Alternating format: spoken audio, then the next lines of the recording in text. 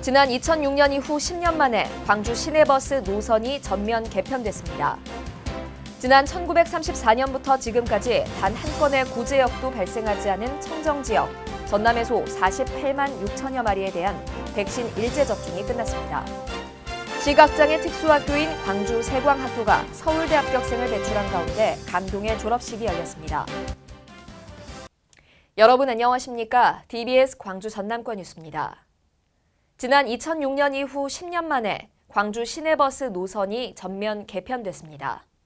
확정된 노선 개편안을 보면 시내버스 98개 노선 가운데 49개 노선이 조정되며 이 가운데 4개 노선은 신설, 36개 노선은 조정하거나 변경, 6개 노선은 통합됐습니다. 특히 신규 택지 지역에서 주요 경제생활권 연결을 위해 수원지구에서 효천지구, 선운지구에서 광천터미널, 양산지구에서 광천터미널을 빠르게 연결하는 노선을 신설하고 대중교통 소외 지역인 용봉지구와 석곡동 노선을 보강했습니다. 여기에 출퇴근 시간 등 혼잡한 시간대에 시내버스를 탄력적으로 집중 운행하는 탄력 배차제를 시행해 평균 주행 시간과 배차 간격을 줄여나간다는 방침입니다. 확정된 노선 개편안은 오는 25일부터 98개 시내버스 102개 노선에 대해 전면 시행할 예정입니다.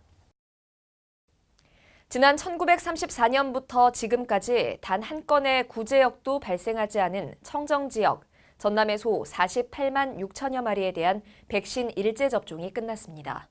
이번 예방접종은 긴급 상황임을 감안해 소 예방 백신을 전량 무료로 공급하고 22개 시군의 공수위, 지역 축협 관계자, 시군 공무원 등으로 예방접종반 719명을 투입해 이루어졌습니다.